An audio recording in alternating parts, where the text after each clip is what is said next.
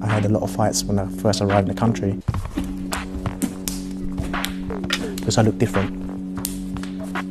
I lived in Kent. There was not many Filipinos there, not many minorities.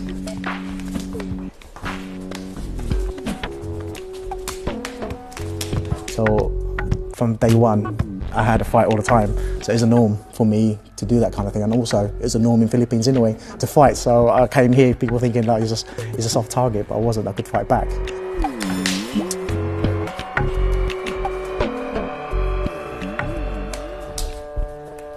My name is Ermar Alexander. I grew up in Philippines, Cebu. Everyone there takes time, it's slower. I think they appreciate life more and they take things a lot slower. Like here in England, in the UK, everyone's fast-pacing, worried about their jobs and trying to get the money and pay the bills. Unlike in the Philippines, you don't really have that kind of problem with bills. Back in the days when I was young, there was no such thing as electricity. I came in the UK in 1986. My mum brought me here. She remarried an English guy who is my stepdad, but kind of really is my pure dad. He adopted me. I never knew my real dad at all. And he took me in as if I was one of his kids.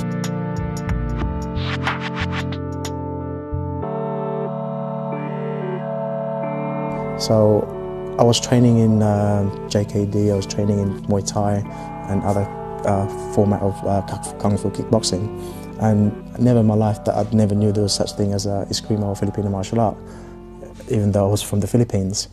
And it's only just my good friend of mine told me, oh, by the way, you have a Filipino martial art. I went, no way, so what is it? I said, you never heard of it? He said, no, never. I said, it's this, blah, blah. It's Eskrima. I said, no way. Then I started researching. I said, wow, it's in the place where I was born. So when I started learning and understanding it, I think it kind of took me back to my roots and understood more about myself as well. Where I was from and the history of the people of these warriors back in the days. It is a weapon-based system. You begin with a stick and then you progress down to the empty hands technique itself. Everything that you do from the stick is transferred into a non-weapon based Mano, which is the empty hands. The stick represents the blade, like the machete or the sword.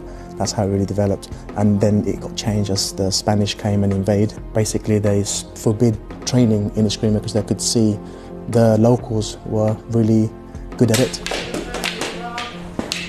They were very skillful fighters. So what they did, they banned using Eskrima. So what they did with the locals, they hidden it through sticks as dance, and that's how it developed, kind of in a stick format. So a lot of the forms that we do is called sayao, which is merely a translation of a dance.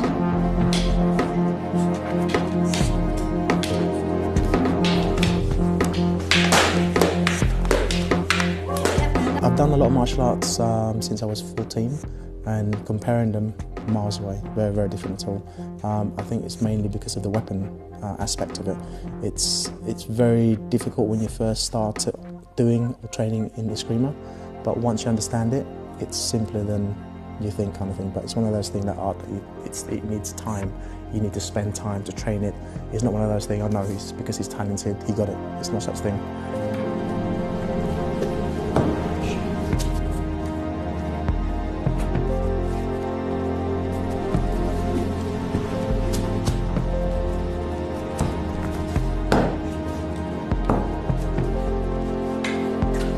The uniqueness of it, it's simplicity and practicality, that it is a very, very good and very efficient art for self-defense, and very devastating as well, because what you use in weapons, you can use in everyday object, and it translates exactly the same on what you train, from empty hand to pen usage to book, and you can see it in a lot of the films they use.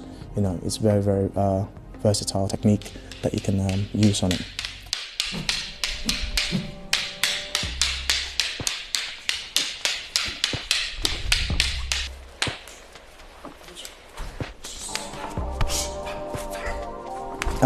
I think the ethic of the martial arts is not for fighting, it's about controlling yourself.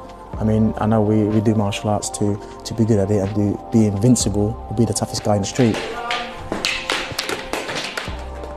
But at the end of the day, it's not really like that. It's an understanding on how to walk away from a fight. It's not about fighting all the time, it's about controlling yourself and controlling your opponent.